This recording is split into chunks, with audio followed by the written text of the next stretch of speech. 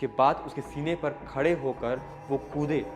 जब उनका मन जहाँ तक भी नहीं भरा तो उन्होंने उसे लात से, घूंसों से, डंडों से इतना मारा कि उसकी जान चली गई। दोनों महिलाओं को इतना गुस्सा आता है कि ये पहले आपस में बैठते हैं, इस घटना की प्लानिंग करते हैं। प्लानिंग करने के बाद जिससे आक्रोशित होकर उस दोनों महिलाओं ने मृतिका को पीट पीट कर मार डाला।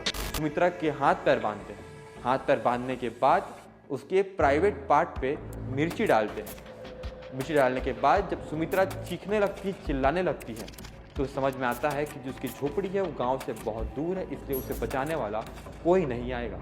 जो शव होता है उसका पोस्टमार्टम करती तो पता चलता है कि सुमित्रा की मृत्यु है वो उसके रिब्स मतलब कि पसली टूटने की वजह से हुई है। तो बताया जाता है कि जब वो दोनों उसके ऊपर कूद रहे थे तब सुमित्रा की मृत्यु लगभग हो चुकी थी।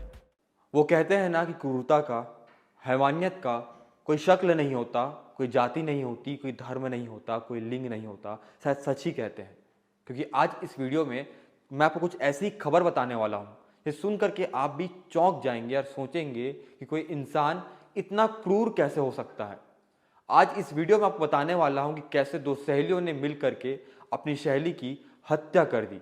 केवल हत्या नहीं की, क्रूरता की सारे हदें पार कर दी। उसके हाथ पैर बांधे, उसके प्राइवेट पार्ट पर मिर्ची पाउडर डाला, उसके बाद उसके सीने पर खड़े होकर वो कूदे। जब उनका मन यहां तक भी नहीं भरा तो उन्होंने उसे लात से, घूंसों से, डंडों से इतना मारा कि उसकी जान चली गई। तो नमस्कार, जय जोहार, जय छत्तीसगढ़। मेरा नाम है कान्हा राजपूत और आप देख रहे हैं सीजी भास्कर। दोस्तों, आज इस खबर में हम आपको पूरी जानकारी देने वाले हैं, तो बने रहिए मेरे साथ इस वीडियो के अंत तक। आप बता दें कि पूरी घटना गरियाबंद के मैना ब्लॉक के सोभा थाना क्षेत्र की है। यहाँ पे एक महिला जिसका नाम है सुमित्रा नेताम, वो पेशे से मजदूरी किया करती थी और इसकी दो सहेलियां थी जिनका नाम था अग्नित नेताम और दूसरी सहेली का नाम था इतवारिन बाई।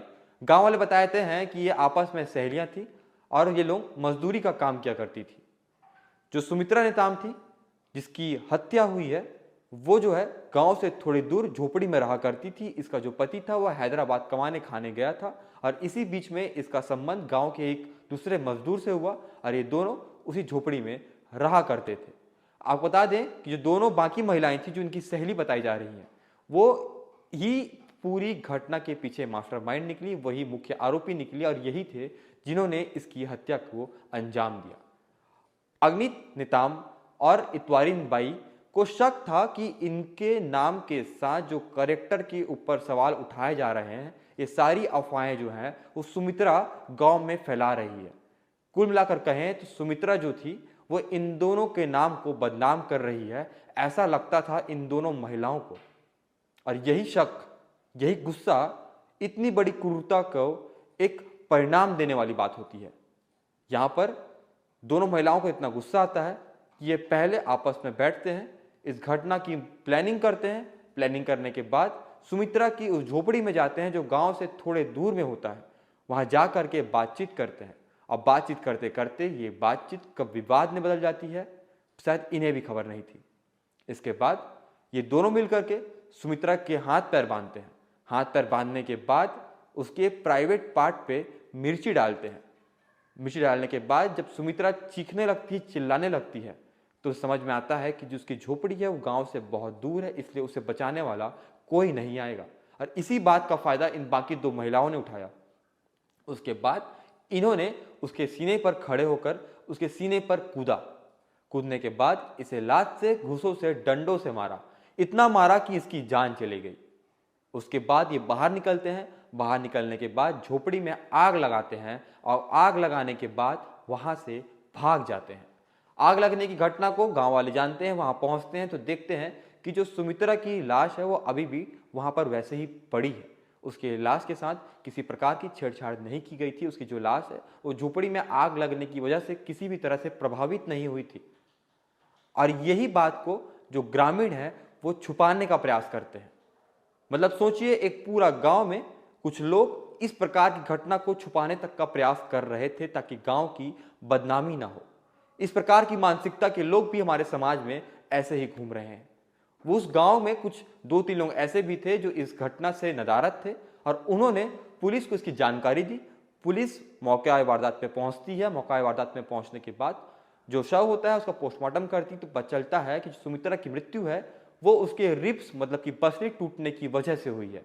तो बताया जाता है कि जब वो दोनों उसके ऊपर कूद रहे थे तब सुमित्रा की मृत्यु लगभग हो चुकी थी।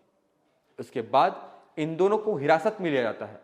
हिरासत में लेने के बाद इन दोनों से पूछताछ की जाती है, तो ये सारे मामला को, इस सारी घटनाओं को कबूलते हैं और बताते हैं कि इन्होंने किस प्रकार से पूरी घटना को अंजाम दिया। इसके बाद जो सुमित्रा है उसके पति को बताया जाता है कि तुम्हारी पत्नी के साथ ऐसा ऐसा हुआ है। जो पति होता है जो हैदराबाद में निवास करता है वो आने से मना कर देता है। इसके बाद जो सुमित्रा जिस पति के साथ या जिस इंसान के साथ, जिस व्यक्ति के साथ यहाँ संबंध बनाकर रह रही होती थी, ये उसी के हाथों उसका क्रियाक्रम कराया जाता है। और ये पूरी घटना पे एक बात सामने आती है, वो बात ये है कि कैसे कोई शक, कोई अफवाह किसी इंसान के जान लेने का कारण बन जाती है।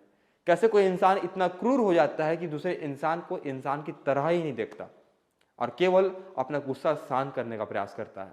इस पूरी घटना पे एक और बात सामने आती है, कैसे हमारे समाज में कुछ लोग ऐसे भी हैं जो इतनी बड़ी बात को छुपाने का प्रयास करते हैं सिर्फ इसलिए ताकि गांव की बदनामी ना हो। बहर फिलहाल दोनों आरोपी महिलाएं पुलिस गिरफ्त में है, उन पर कार्रवाई की जा रही है और उन पर जल्द से जल्द उन्हें जेल भेजने का भी प्रयास किया जाएगा।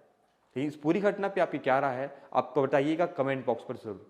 सोभा थाना क्षेत्र के ग्राम गरीबा में सुमित्राबाई नेताम नाम की एक महिला थी जो शराब के नशे में इतवारीन बाई और सुगतिन बाई इन दोनों के चरित्र को लेकर टीका टिप्पणी करती रहती थी, जिससे आक्रोशित होकर उन दोनों महिलाओं ने मृतिका को पीट पीट कर मार डाला। इस प्रकरण में अपराध दर्ज कर लिया गया है और दोनों आरोपियों को हिरासत में लेकर न्यायिक रिमांड पे जेल भेज दिया गया है।